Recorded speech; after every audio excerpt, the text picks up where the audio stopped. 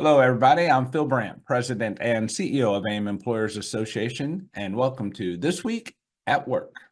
This Week at Work is the only show about the workplace that offers you front row seats and a microphone, featuring experts in human resources and employment law to bring you practical, timely, and accurate insights so you can more effectively lead your organization.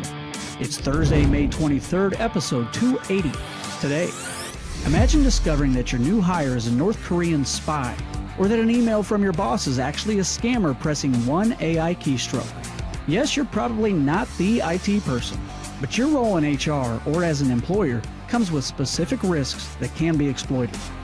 Today, we have special guest Gary Chan, security mentalist from Mind Magic Productions, who helps protect companies by understanding the minds of real people who forget, seek quick solutions, and often overlook details. Join us as Gary performs his magic with tips to protect your business and personal data. All this and more on This Week at Work.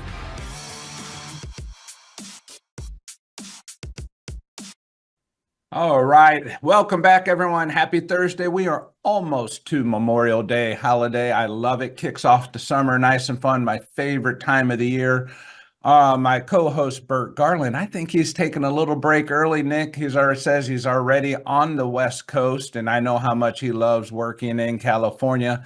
But nevertheless, he's out there on business, and we have Justin Allen, a fan favorite, stepping in for Bert this morning. Justin, how are you today? I'm doing well. The Pacers and the Fever have been breaking my heart all week, but it is race week here in Indianapolis, so I can't complain. Doing well. Glad to be here, Phil. Yep, we're happy to have you and hang in there. Things are looking up. We also have Gary Chan with us today, as we heard Nick introduce. Gary is somehow he has brought together. He's got MIT background. He's a mentalist.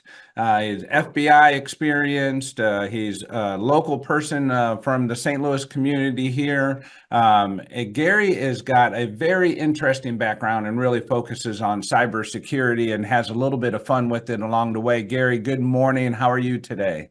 I'm doing very well. Thanks for having me, Phil. Excited to be here. I appreciate you being here, and I can't wait to learn a little bit more about what you have to say. But first, we're going to introduce some poll questions. Let's get those kicked off. Let's stay in line with what we're talking about as it relates to cybersecurity. What percent of all cyber breaches impact businesses with fewer than 1,000 employees? And we give you some options there. So what percent of cyber breaches impact businesses with fewer than 1,000 employees? I can tell you here at AIM, we've had a cyber breach once, and it was not a fun experience and really kind of embarrassing in how it all happened. Really simple way to avoid that. Second question is, what is the first word that comes to mind when you hear the term mentalist? So when we hear the term mentalist, what's the first word that comes to mind? And Gary is a mentalist, and we're going to talk to him about that as well. And then how much do you concern yourself with cybersecurity in your current role? Most of us have some interest in employment and HR, and I'm curious, what is your scale of concern from your position and in the seat you sit in? So we'll get a look at those and discuss those with Gary here in a little bit. But first, let's get to you, Justin. Are you ready to kick off Lawyer on the Clock? I am, Phil. All right, Bert, or Nick, excuse me. Pull that lever, Nick. All right, it's time to look into what's trending in employment law. Lawyer, you're on the clock. All right, so as you know, we've had a few really exciting months at the federal level with the FTC non-compete ban, the Department of Labor rules on under the FLSA. There's a lot happening. Today, we're going to be talking about some changing landscapes surrounding the issue of mandatory arbitration agreements and some developments at the Supreme Court level that could impact employers who use arbitration agreements with their employees. As you know, Phil, these kinds of agreements are widely used by many employers as a more efficient alternative to litigation. The Department of Labor estimates that over half of all non-union private sector employees have mandatory arbitration agreements. So this is something with a wide reach. And most of these agreements are governed by the Federal Arbitration Act. which explicitly says that there's a preference for finding these agreements are valid and enforceable. Congress has essentially said, hey, as a matter of policy, we're going to favor arbitration as an alternative to litigation if that's what the parties agreed to. And importantly, the FAA generally preempts state laws that disfavor arbitration. So, for employers and employees who are in less arbitration-friendly states, the FAA is the substantive law you want to apply. And virtually all arbitration agreements will state that the FAA applies. But there's an important exception to the FAA that's been getting a lot of attention from the courts so far this year, and that's the so-called transportation workers exception. Transportation workers are exempt from the FAA. So what's a transportation worker? Well, that was going to be my question. What is a Yeah. transportation worker? Well, obviously, it's An Uber driver? Potentially. So a transportation worker is defined as a class of workers who are engaged in foreign or interstate commerce. So easy enough, right? Well, nothing ever is. I'm sure we can all agree on certain jobs, and certain jobs are even listed in the FAA explicitly.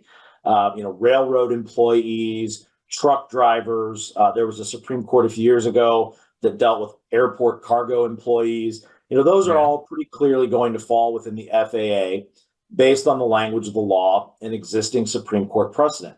But a lot of Court of Appeals and district court opinions leading up to this year's Supreme Court case would put a lot of focus on the industry that the employee is in.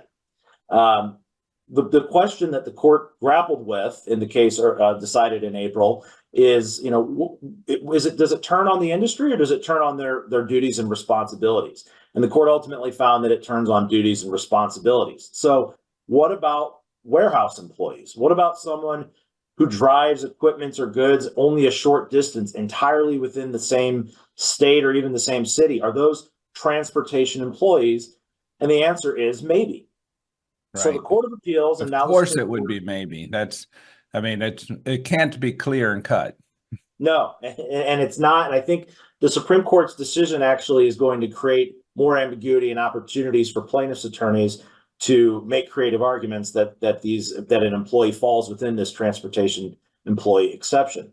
And in recent months, we've seen a number of cases out of Bert's favorite court, the Court of Appeals for the Ninth Circuit, that have issued decisions that seemingly expand this to employees who you would probably not assume are transportation workers.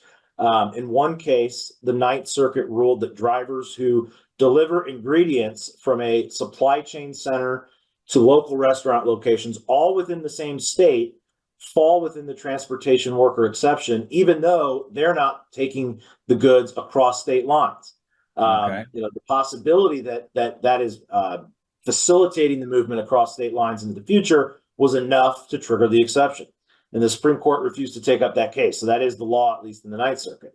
And in another Ninth Circuit case earlier this year, which I think is really quite expansive, the court ruled that warehouse workers who are only moving a good through the warehouse are sufficiently engaged in interstate commerce because, again, they're facilitating the movement out of state down the line. So even if you're in the supply chain at a point where it's not moving across state or interstate lines, that is potentially sufficient to trigger the exception.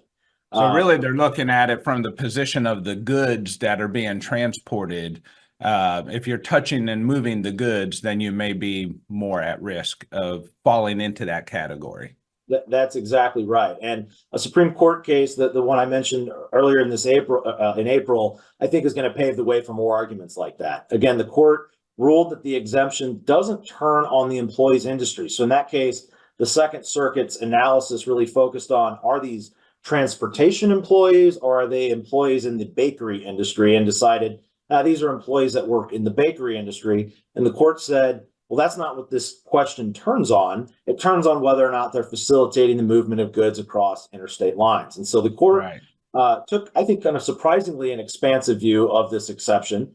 And again, it doesn't necessarily mean you have to be the one who's driving the truck across state lines. If you're facilitating their movement, that likely brings it into scope. And so what can we expect moving forward? Again, the plaintiffs' bar, I think, will do their best to stretch this as far as possible. So if you're an employer with warehouse workers, potentially manufacturing workers, basically anyone who does work that touches interstate commerce and is engaged in the chain of transporting the goods across foreign or interstate commerce.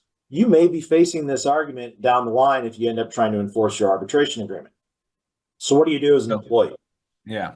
I'm sorry, go ahead. No, I was going to ask Justin, what are some of the common scenarios that employers have where arbitration agreements exist? So for an example, it's clear with the labor unions, right? And when there's dispute, you go to arbitration. I have seen even arbitration in arbitration channels within handbooks, policy disputes and those types of. Is there anything that comes to mind, some examples of where employers have commonly leaned on arbitration as a dispute resolution? Yeah, so they're most commonly and I think most powerfully used in situations involving class and collective action. So wage and hour disputes, that's often where you'll see this in the employment space. A group of employees will try to bring try to bring a class or collective action in court, and the employer will attempt to move that into arbitration, either as individual claims or as a collective arbitration claim. That's where we see them the most often, but you'll see them in all kinds of settings. I've had non-compete and trade secret cases that have been put into arbitration. It's not uncommon for employers to draft these very broadly to try to capture, most types of disputes that could arise within the employment context. But again, I think that the class and collective action space is where we see them the most. And I think it's where it's the most important for employers because, that the difference between being able to arbitrate these, especially if you can arbitrate them individually, the claims are worth a lot less versus having a case that, could potentially have, wide ramifications with a lot of plaintiffs. And so if you're an employer who uses these and want to make sure that you're not going to potentially run into this issue, one approach would be, consider where the FAA might not apply. If you're in a state that has a policy that favors arbitration, you might look at kind of a backstop so that if the FAA doesn't apply, then it will defer to state law. And this is not an approach that all arbitration agreements take, and it's probably one that is worth consideration to say, hey, if the FAA doesn't apply, there's still going to be other avenues to pursuing, arbitration under substantive state law. Then, doing an analysis, I would say if you're really concerned about this, getting an attorney involved and doing an analysis to see, does this employee potentially qualify? Getting a lawyer involved, I think, would be a good idea to review these agreements on a regular basis to keep up with this changing landscape in the law. Justin, I got to tell you, I think most people, when they choose to go towards the path of arbitration, are trying to do that so they don't have to get lawyers involved. But that's not always the case, I know. But no, I think that's really good advice. I appreciate you sharing that with us. And I hope if you're able to stay on with us, we would welcome you to do so. We're going to get into conversation with Gary here, but if you have any questions on this, you can reach out to Justin or Bert at Ogletree, and either one of them will be happy to help you facilitate some resolution to your questions and concerns if you have them. That's a really interesting one, and it is quite expansive. I could see that one having lots of debate around what is and what is not when you talk about the movement of goods and supply chains and how far reaching they can be. So very interesting. Thank you for that, Justin. You've just entered Filbert's Forum, where we peel the onion back and take a lighter look at the workplace. We have some images, so for those driving in your car, we'll kind of explain it a little bit. Actually, you know what, Phil? I'll let you explain this one because all right. Yeah. So on this one we have it looks like a little poor boy who's holding a bucket, and the caption says cybersecurity budget before a breach, and he's holding like an empty bucket, like he's a panhandler, asking for money. And I can relate to that because we don't want to spend a lot of money on this type of stuff when we don't think we're at risk. And then the caption under it and photo under it is society. It's Huel. If you recognize Huel from Breaking Bad, his real name is Lavelle Crawford. He's a professional comedian. I only know this, Nick, and you may not know this, but Lavelle Crawford, the guy in that picture that you picked, believe it or not, he and I went to high school together. I had no idea. And we actually played sports together and things like that. Today he's a professional comedian, so that's a clever pick, and I know that wasn't done on purpose, but Well, Phil, and I is believe you guys probably played different positions. yeah, I was a much smaller guy than Lavelle was, but a really good person, and enjoyed spending time in and around the locker room and on and off the field with Lavelle, who has had a great successful career. But anyway, his caption is cybersecurity budget after a breach, and he's living a large life at that point. So that's probably how things work. I see that in HR work that way all the time. We don't fund something, then we get ourselves in trouble. And Justin would tell you that, sometimes we've taken a less affordable way forward, and it creates a bigger cost for us later. And then the other one here, as you can see, or if you're driving in your car, it says you can't be too safe. And it's two dogs, and they're working on a computer, and one of the dogs is burying their bone in the cloud. So that might be going a little bit too far, but I really like the third one that you had picked out, Nick. And this is going to get us right into Gary. So if you look at this picture, it's a picture of an elderly man, and it says, "Working in cybersecurity is not stressful at all." And the picture is quoted to be Peter, and he's 31 years old. And obviously, Peter is older than 31. But Gary, if I, by the looks of things, and welcome to the program, if Peter's 31, I'm going to say you're probably 12 by looking at this with your nice young face. So let's go ahead and get started, Gary, and get into a little bit of this chat about cybersecurity, mentalist. But first, tell the audience a little bit about who you are. You got quite an interesting background and some very important credentials to understand. Awesome. Well, thanks for having me, Phil. Well, I graduated from MIT with a degree in electrical engineering, computer science. And I'm not as young as I look. I've been in the security field since graduation, I guess for 20 years at this point, or even more. And I've just had a number of different positions working with different government agencies, as well as with tech companies. I've been working as the Chief Information Security Officer for a very large organization. I've mentored cybersecurity startups, and really just done a lot of different projects all around the world with cybersecurity. How did you get involved with from your electrical engineering to cybersecurity? How did that connection occur? Well, that was fortuitous. I simply one day went online. This was pretty early on in my career. I was in sort of general IT consulting, and I found a job description, and I really like breaking things. And this particular job description was about essentially breaking things. And so I applied for the job and got the job, and I guess the rest is history. I've just been doing it and loving it ever since. And breaking things ever since. All right. So you tell us about this title. Is it a security mentalist? So That's right. that is not a title I've heard before. I've never met a security mentalist. What's that title mean? Sure. Well, I sure hope you haven't met anyone else with that title, because I made it up. And I think it's a really fun way of doing it. And the reason I came up with this is because I believe that humans are the weakest link when it comes to security programs. You can buy a firewall and those things work pretty well. But people are, they are going to do things that you simply don't expect. And oftentimes they have very poor security hygiene, which we can talk about in a moment. And so what I wanted to do was I wanted to create something that would help people understand that what they're doing is just completely not secure, right? Because everyone says, "Oh, I'm so super secure," right? And what I wanted to do is I wanted to make it fun. So I actually created essentially a magic show that basically goes through a lot of things that people do that they think is okay, but then I show them that how they can be exploited And I do that in a really fun way on stage, usually doing it for conferences and things like that. And so what you see right here is a magic kit. And what better way to show people, that what they see is not really real or not really what they think that it is, except through, and it's magic, right? And we're all used to seeing that sort of thing. Oh gosh. While you're here, we got to do this with Phil.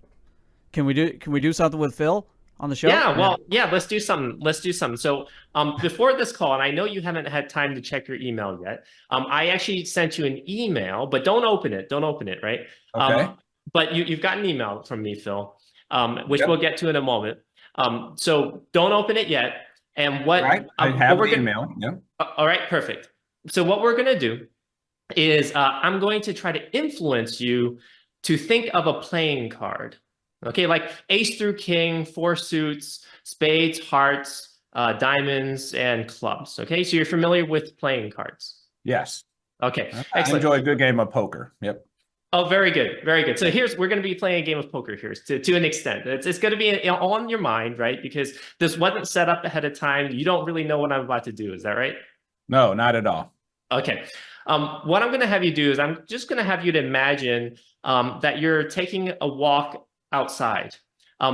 Just tell me, what do you see? Just imagine, just an imaginary scene. You're walking outside. What do you see? I'm walking out in nature. It's let's call it like the Smoky Mountains. It's kind of hilly, but it's not, high peaks. I'm seeing wildlife, maybe a stream, lots of vibrant colors of nature with the sky and the green trees and, the rippling of the water through the stream, that type of thing. Well, so you're thinking of nature, and believe it or not, you've just actually given me a ton of information. And what I'm actually going to ask you to think of is, I want you to imagine that you see a card deck, like a deck of cards, and you see it lying on the ground in the middle of a very thin stream. Okay, can you imagine that? Yes. You walk over to it and you bend over and you pick up that card box and you open it because you're curious, right? So I want you to visualize opening that card box, and you to your surprise, inside there's one card, just one card, and you pull it out, you see the back. It's a blue back card. You turn it around and you imagine the card. That card that you're looking at, I want you to visualize it. I want you to tell all of us, what card are you thinking of? I'm thinking the Ace of Diamonds.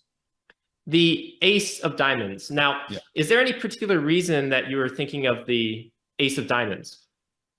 Not any particular reason that I'm aware of. Mm-hmm. All right. Well, before this show, I emailed you. If you would just go ahead and take a look at your email. All right. So opening my email. Here we go. Gary Chan. I predict you will choose is the title of the email. And oh my God, it is. I don't know if you can see that, Nick. It's the Ace of Diamonds. All right, Gary. I know you're not going to tell us how you did that, but that is I had all kinds of options to pick from. Fantastic. So that's the entertainment part, right? So it's to show people that, because everyone says, you know what, because you hear about, someone calls you and they say, hey, I'm going to get you, I want you to buy me a gift card. And you say, oh, no one would fall for that scam. How could anyone fall for that scam? Oh, no, that happened to us. That did happen to us. Yes. Okay. All right. Well, this is a fun way of showing that it can happen, right? Yeah, very good. All right. Now, when we are done with the program, you must tell me how you did that. Got the Ace of Diamonds. I got my lawyer right here. We'll sign some confidentiality. We'll be signed up. All right. So actually, I gave you lots of information. We give unintended information all the time, right? And when you talk about go buy gift cards, that's a scenario that we actually had happen here at AIM. Several years ago, before we started training our employees to be more aware of these types of activities, we had someone receive an email, hey, go buy me some gift cards. I'm in a meeting. It's really important. Scratch them off. Send me a picture of the numbers. And, the person got the email from me, they thought, and therefore off they went. And they purchased the gift cards, and we lost that money. Now, it wasn't significant, but it was honest enough mistake, right? The person was just really wanting to make sure I was looked after properly.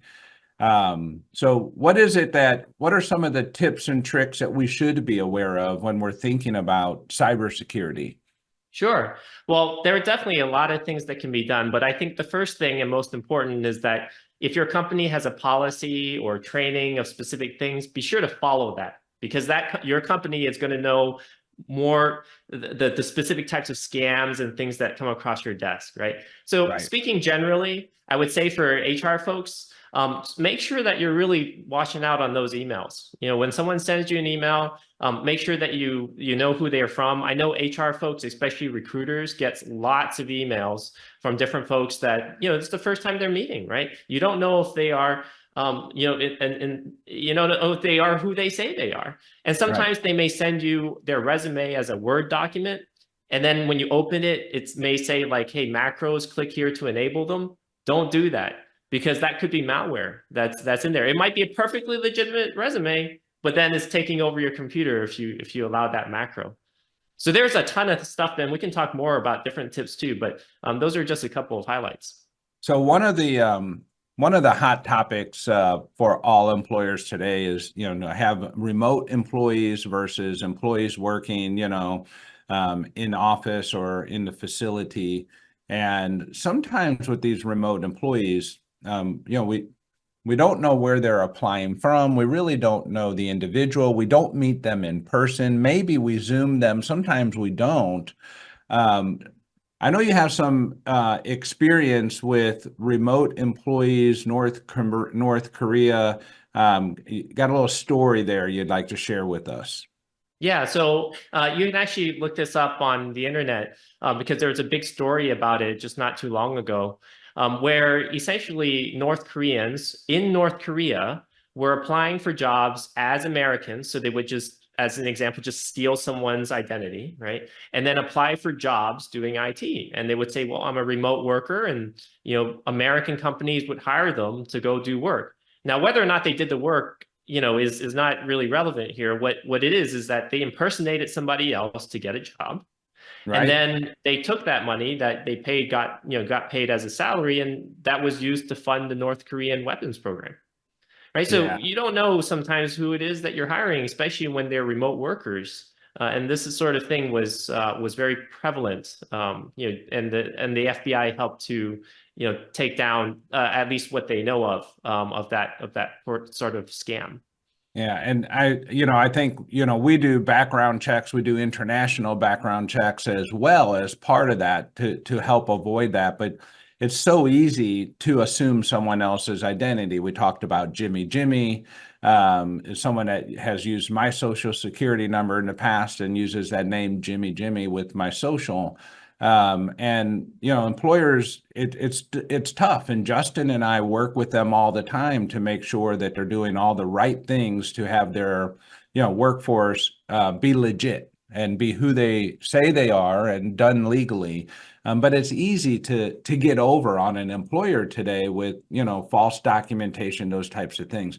Any tips or tricks that you can think of beyond a background check that might help an employer be more careful if they're hiring remotely? Oh, absolutely. I would say the number one thing that I would do is make sure you see them in person, right? So if they aren't willing to fly in to come meet you, that's probably a pretty big sign of it maybe not working. It may not work. It may not be the right person, I would say. Yeah, no, that's a really good tip, actually, in that sense. All right, Justin, when we think about any other HR watchouts, I'm thinking about things like AI, video, voice. We're hearing and seeing lots of that. Anything that comes to mind that last couple of minutes here you'd like to share with the audience on watchouts? Sure. So there's definitely been a lot of deep fakes, and actually you even OpenAI has been all over news. I know that's a very popular one, along with ChatGPT and all that. You can get people who interview for jobs, and they've got their computer program listening to your questions, and then it goes into ChatGPT, and then that gives them the answer, and then it's just reading it off, right? So they're not even, they're just reading. But then you also have the deep fakes that you kind of mentioned, which is just on a video. And, there's this article that came out, maybe a month ago or so, where the quote unquote CFO of a company asked one of the employees to do a transfer, and they got on a Zoom call, right? And the bad guy used a deep fake. And you can grab people's videos and their audio just off of Instagram, TikTok, whatever, any place. I mean, here, right? We can create a deep fake of you, Phil. And then maybe you could create a better version. I mean, that might be even a good thing. Go ahead. Yeah, well, yeah, and so you could do that, and you could get somebody easily, right, to send those gift cards or whatever it is. And in that particular case, their employee transferred $25 million based on that Zoom call. Oh yeah, I did read that article. I think that was in the Wall Street. That's a significant deep fake. All right, well that puts us right up against the 8 o'clock hour here. Gary, thank you so much. I have so many more questions I'd love to ask you. Maybe we can have you back someday. And I still stay online with me afterwards. I got to know how you knew that I had the ace of diamonds in my head from walking through a scenic pathway of the Smoky Mountains. Justin, thank you for your information as always. Enjoyed us from Indy, and we will be back here next week at 7:30 Central Time. Until then, let's go out and be good to someone. Take care. Thank you once again for tuning in to This Week at Work. If you enjoy the show, please share it with your colleagues. Forward our invites. Share the link, aimea.org/This Week at Work, or follow or subscribe wherever you get your news and entertainment. LinkedIn, YouTube, Spotify, Apple Podcasts, we're everywhere you are. Don't forget you can be part of the show. Send your questions and comments anytime to info@thisweek.work. We'll see you next week, 7:30 a.m. Central Time, when we discuss what's happening this week at work.